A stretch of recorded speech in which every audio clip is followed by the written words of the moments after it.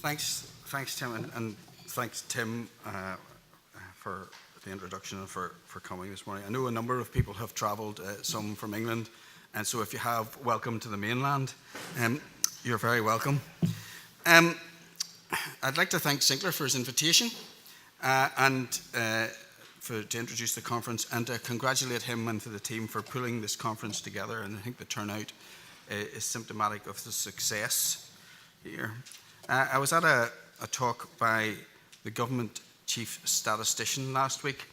Generally, I think statisticians are the sort of people who make accountants like me look exciting.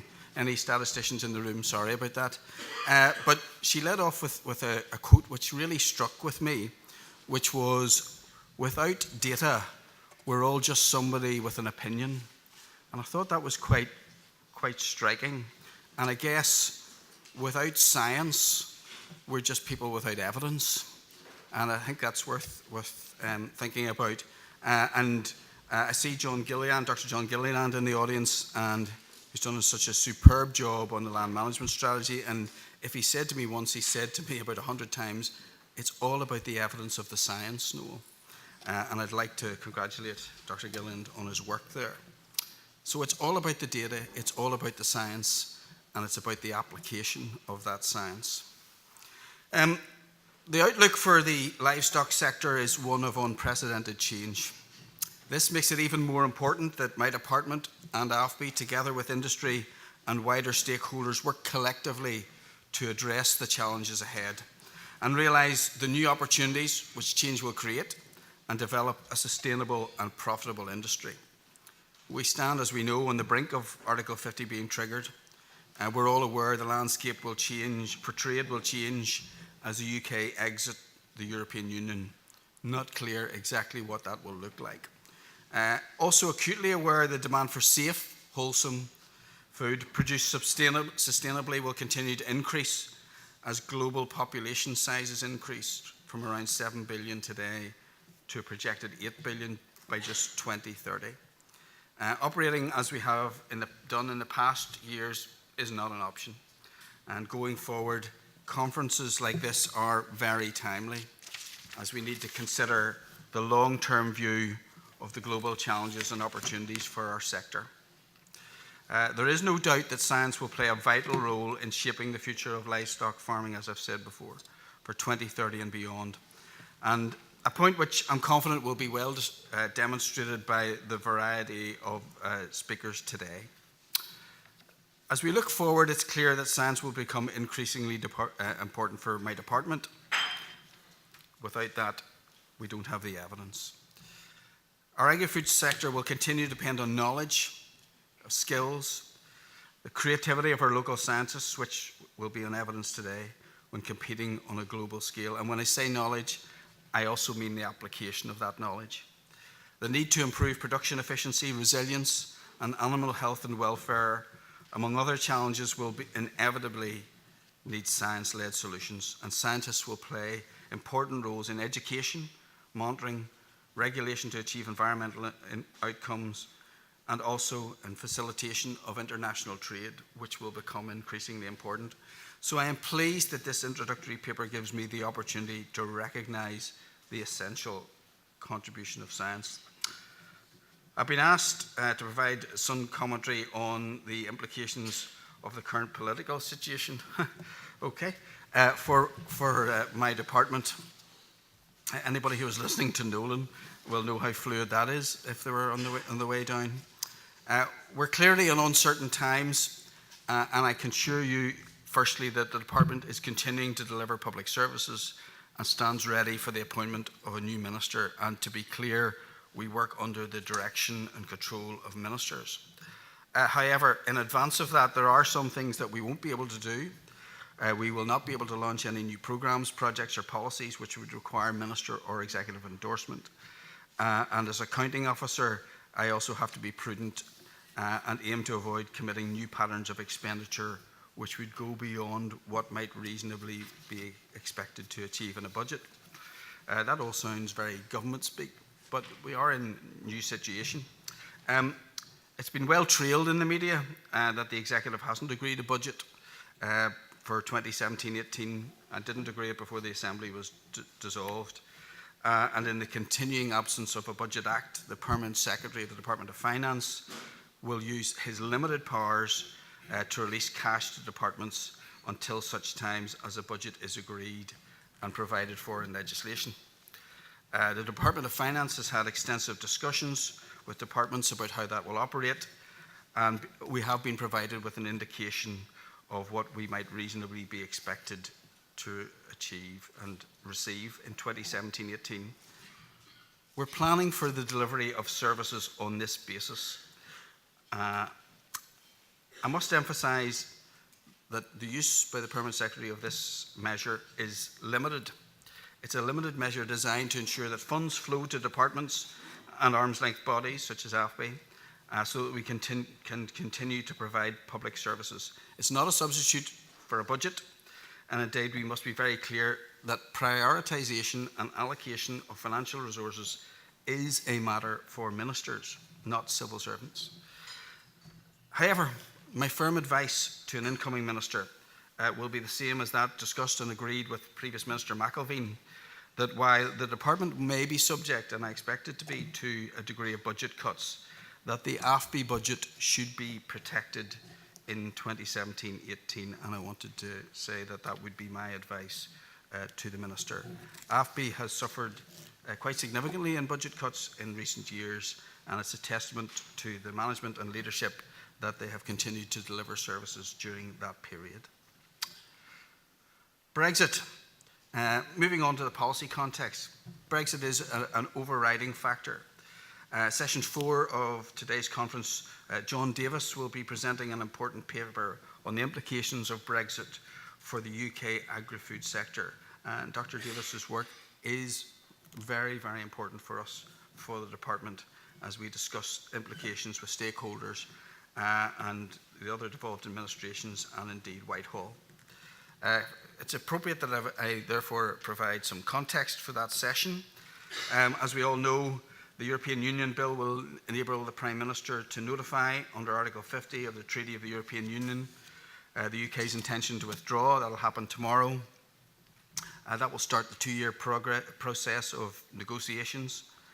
Unless the other 27 members agree to an extension, the EU will cease to be a member of the EU at the end of that 2-year period. Our current trading arrangements with the EU and the EU system of support for agriculture, rural development, environment, fisheries remain in place during that time. Before she left office, Minister McElveen wrote to Secretary of State Andrea Leadsom setting out her key priorities as we face leaving the EU, and that's the basis on which we are working at this stage.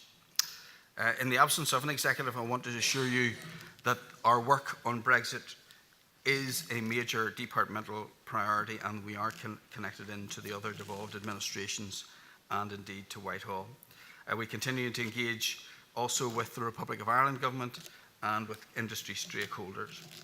Our long-term aim is for the agriculture and agri-food industry to promote a sustainable, competitive, high-performing, knowledge-based sector, prosperous and compliant. The sector here is much more important to the local economy than is the case in other parts of the UK, and it is much more export-orientated, a point that was made by the First and Deputy First Minister when they wrote to the Prime Minister in August last year. In 2014, 28% of all sales by the food and drinks processing sector were exports outside the UK. So that's 28%. In the UK as a whole, it's 10%. For some subsectors, exports represent a much higher percentage of sales, 46% in dairy processing, 40% in fishing. As we know, considerable trade in live animals and raw milk.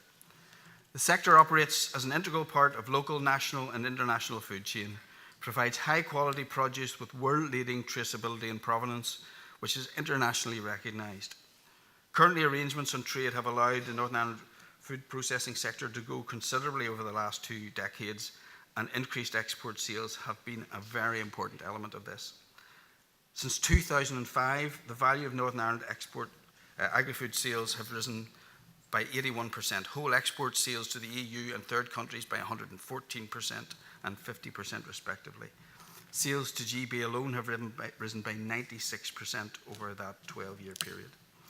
So continued access, unrestricted access to these markets post the UK's exit from the EU will be vital to allow business an opportunity to adjust to our new relationships with Europe and to enable growth to continue. We'll also need responsible protections for UK agri-food, with import tariffs on sensitive products such as beef from third countries, or limits on tariff-free or low-tariff quota access to the UK market for those products. Clearly, another area which will need to be managed carefully as the UK prepares to exit the EU is future agricultural policy.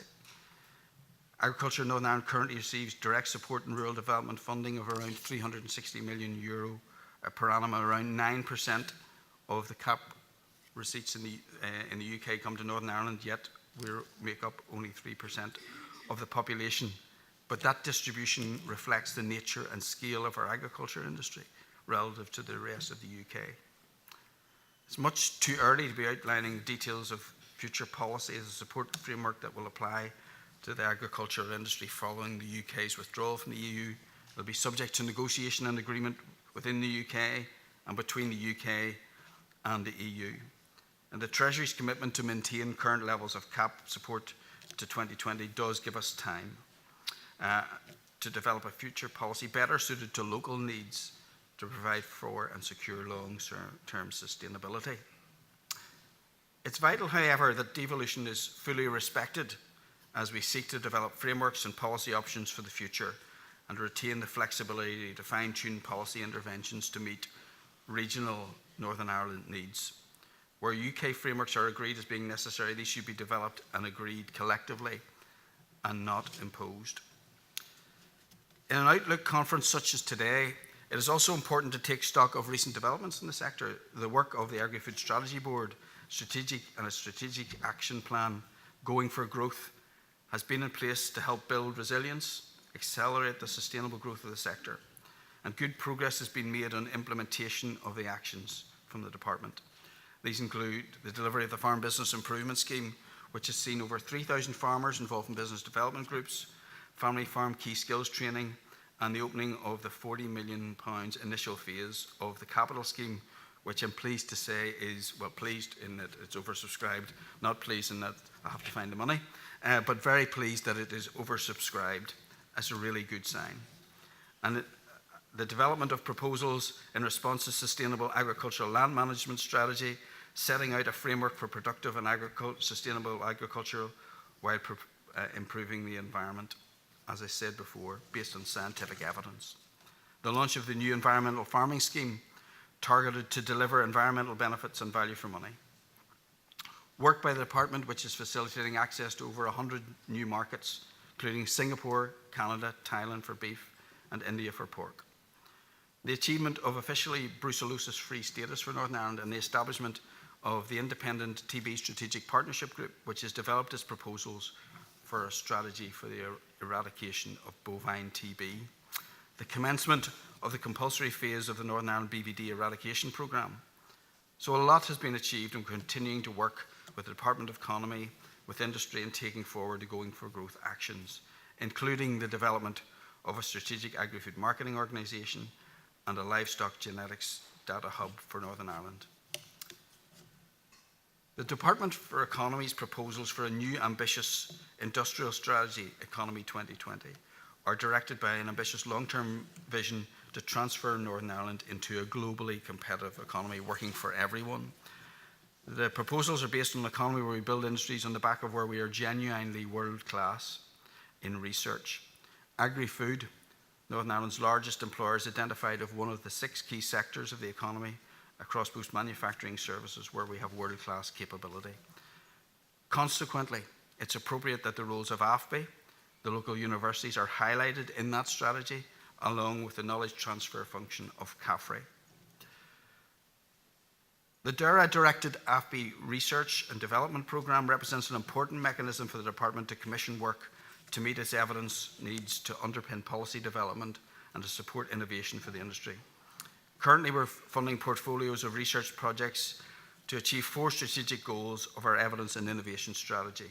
This includes research to help the industry prepare for future marketing opportunities and economic challenges, research to improve the lives of farmers and other rural dwellers, targeting resources where they're most needed. Again, research to enhance animal, fish and plant health and animal welfare on an all-Ireland basis, and research to help deliver sustainable environmental outcomes.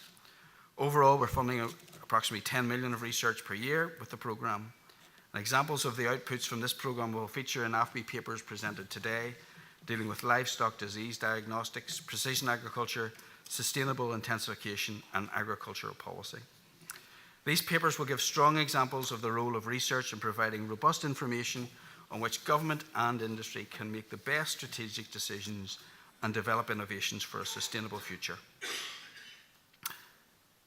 In areas where scientists, advisors, and local industry partners work together, we create an uninterrupted flow of knowledge and innovation from the research lab and applying that back to the farmyard. I think that gives Northern Ireland a strong edge in competitive global markets, vital for us. Strengthening the linkage between the research community and industry is a key feature of the Research Challenge Fund, which is currently open for applications. AFBI has had a successful track record of collaboration with a range of lead industry partners to secure and deliver Research Challenge Fund projects. Important new knowledge and tools have been developed from these. For example, the AFBI Dairy Systems Greenhouse Gas Calculator uses a life cycle assessment approach to determine carbon footprints for individual dairy farms. As an extension of this project, AFBI scientists and dairy economists have integrated the calculator and farm survey data to determine how the carbon intensity of milk production has changed in Northern Ireland over the last 25 years. The results, which show a 30% reduction in the carbon intensity of milk production since 1990, have been useful to both industry and policymakers in demonstrating how ongoing productivity gains not only improve industry competitiveness, but also enhance environmental sustainability. The benefit of collaborative working is the reoccurring theme in the Department's Evidence and Innovation Strategy. This extends to collaboration in research funding between the Department and other public funders where research priorities are shared. And over the last 2 years, we've established collaborations with the Department of Agriculture, Food and Marine in Dublin through a bilateral arrangement co-funding projects in selected areas. In addition to this, we have a tripartite agreement with DAFM in the south and the US Department of Agriculture through the US Research and Development Partnership. 1.7 million of new research funding has been awarded to Northern Ireland research organisations in 7 collaborative research projects with a total value of over 8.5 million. So this illustrates the financial leverage which collaboration with funders can bring. More importantly, is the benefit achieved from increasing the research capacity and expertise available for the department and the sector. Particularly pleasing to see that on the schedule today, we have Professor Ian Yule of Massey University in New Zealand, Dr. Toon of Vanagon University, and Joe Flaherty of Animal Health Ireland in the programme. And I trust their contributions today strengthen existing collaborations and plant new seeds for new ones. Finally, it's important to note that investment in research is also investment in people and our national science capacity. The DERA Postgraduate Students Programme not only provides high-level research training for early career stage scientists, it also helps support the science base relevant for the agri-food sector in Northern Ireland. So we're currently investing $700,000 a year in postgraduate research, supporting 34 research projects, of course, a wide remit. We increased our investment into this programme in 2014 as a contribution to Going for Growth and in recognition of the importance of targeted investment in R&D. So throughout this paper, I stressed the strong departmental need for science and the scientific services provided by AFBI and collaboration with others.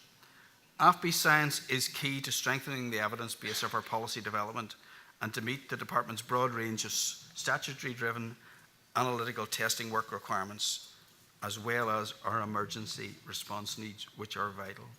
And I want to take this opportunity to publicly acknowledge the high quality of science provision by AFBI over the first 10 years of the Institute's existence, despite, as I've said, some challenging circumstances. AFBI has significantly downsized, 21% reduction in staff over the last few years, and has consolidated around its core scientific strengths. during those times, it has continued to deliver. It is well placed now to move forward and play an absolutely key role in driving new innovations in a future knowledge-based, data-driven agri-food sector. AFBI's successful bid to become a founder member of the newly created UK-wide Centre of Innovation and Excellence in Livestock, CL, will, I'm sure, help to strengthen its ability and capacity to advance the UK livestock sector across production, genetics, and feed-in technology areas. And finally, I know that the AFBI executive management team and the board, under the leadership of Sinclair Main and Colin McKenna, respectively, are placing renewed emphasis on strong stakeholder engagement. And today's event is the result of the very strong leadership provided by both Colin and Sinclair. I'm confident that you will find today's conference informative and stimulating, and I hope it will be another important step forward in promoting collective working between DERA, AFBI, and the industry. Enjoy the conference. Thank you.